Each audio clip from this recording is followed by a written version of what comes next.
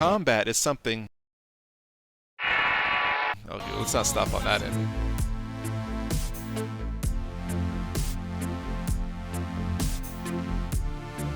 Next up on our list is Black Clover Mobile. This is the first official trailer. It will be coming out in 2022.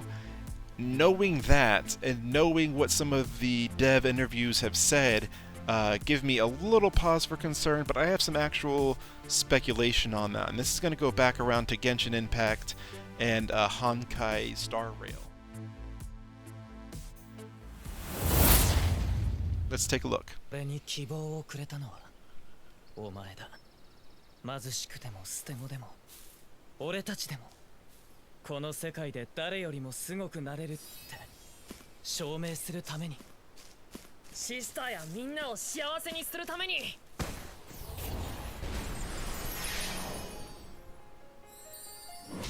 どっちが魔法帝になるか勝負だ。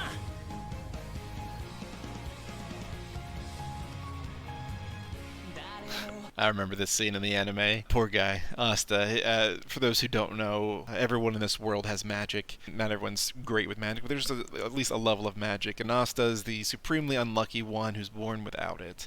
It's kind of like in My Hero Academia, where most people have quirks, except here, literally everyone has magic. Poor guy wants to grow up to be the Wizard King, and he can't cast spells. It's not a spoiler, really. If you watch the first 10 minutes of the first episode, you learn that.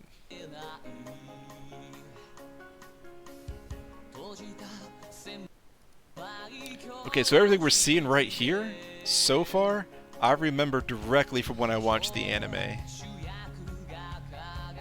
And in one of the dev blogs that they put out, they did say that you'll be able to basically play through the anime story from the beginning. Now, I don't know at what point it's going to take a crossroads off of that, or if there's going to be a lot of just side game content for you to do to keep through the story. But once again, this is going to be a roaming game, open world game, and like Genshin Impact, but you'll see here the cities look fantastic.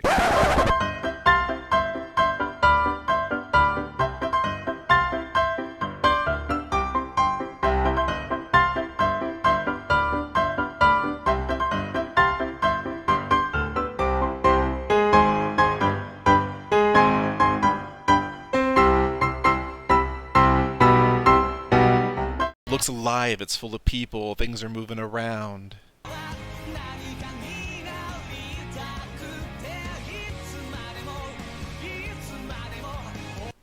So here's your open world layout here. We're looking at the HUD here. It doesn't really tell us a whole lot.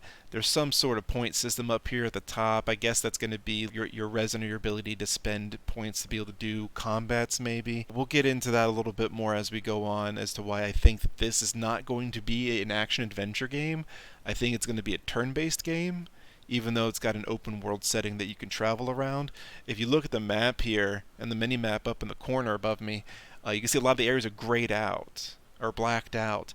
I think that maybe you can't actually traverse some of these areas, so it's not going to be as completely open world, I don't believe, as Genshin Impact is and how I believe Seven Deadly Sins or Origins will be. One of my favorite things about Black Clover, the world that they developed is very full.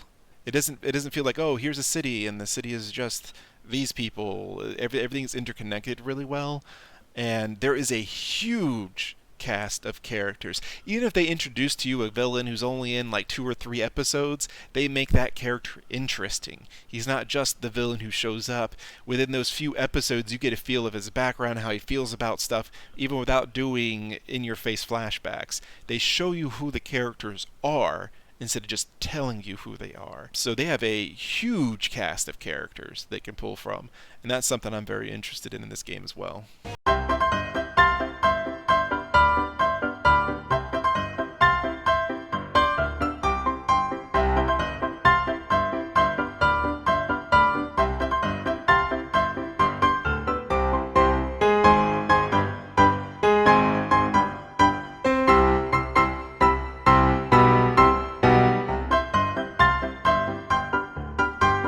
I'm a little concerned again about some of the power scaling in this game. If there's a PvP aspect, that's where the concern can come into play for a pay-to-win mentality. But since it's turn-based, it depends on what stats we have available to us. What we'll see here is this is definitely going to be a gacha game. And it's going to take me some stutter stopping to kind of show you some of the aspects I was looking towards.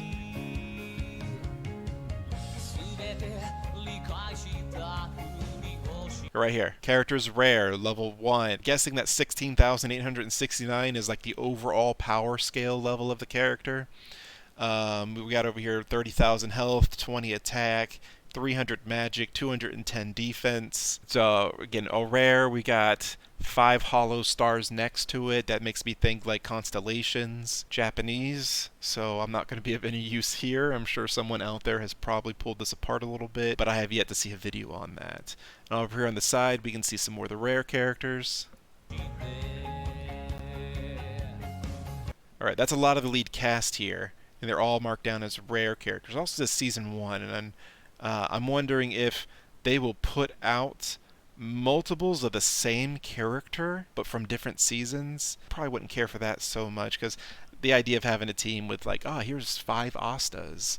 They're from different seasons, and this is my team.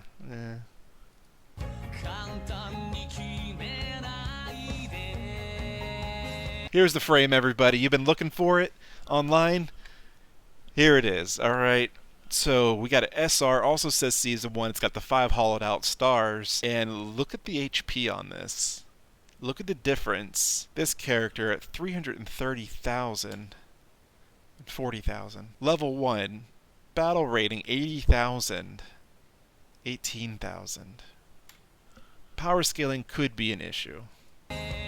Here we got an SSR. Again, level 1, 450,000. So is the power of an SSR and SR going to completely invalidate all the rare characters and the characters you're most likely to have?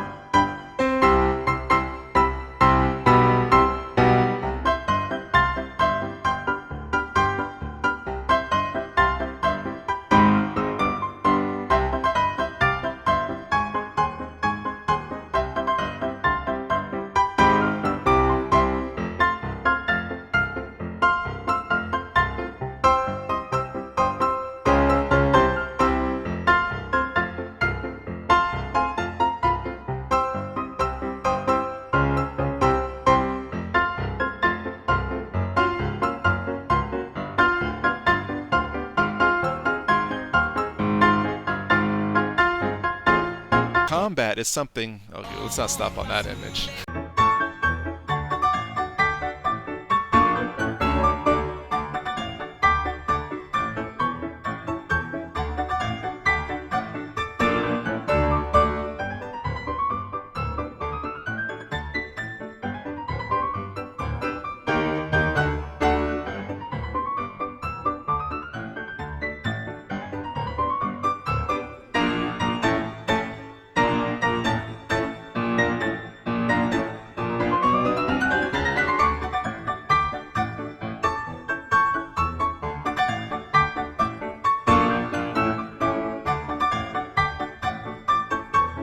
This is why I think that this is going to be a turn-based game. In Fate Grand Order, for example, again, you use your special ability, it gives you a cutscene, it's really cool, it runs out, it does its damage, then it gets you back to the game again. And this is where, again, I'm a little concerned when we look at the power scalings, if there's any kind of turn-based PvP, that could be an issue for a very pay-to-win experience. But that doesn't mean that the PvE and the playing with your friends, if that's even an option, is going to be a drawback.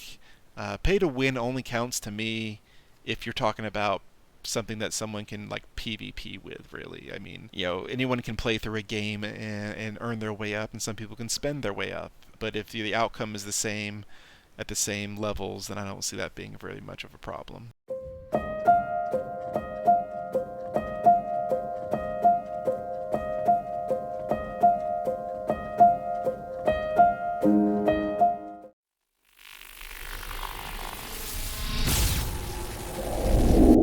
of my concerns, as I mentioned, is when they were doing a interview with the development team leader, they asked about the combat system and they wouldn't say anything. They say it's too soon to tell. This game's coming out this year. I don't see how that could be too soon to give the information to the public. I think they're keeping it under wraps because they plan on making it turn-based. There is not currently a run-around, big action-adventure game built like this that's turn-based yet.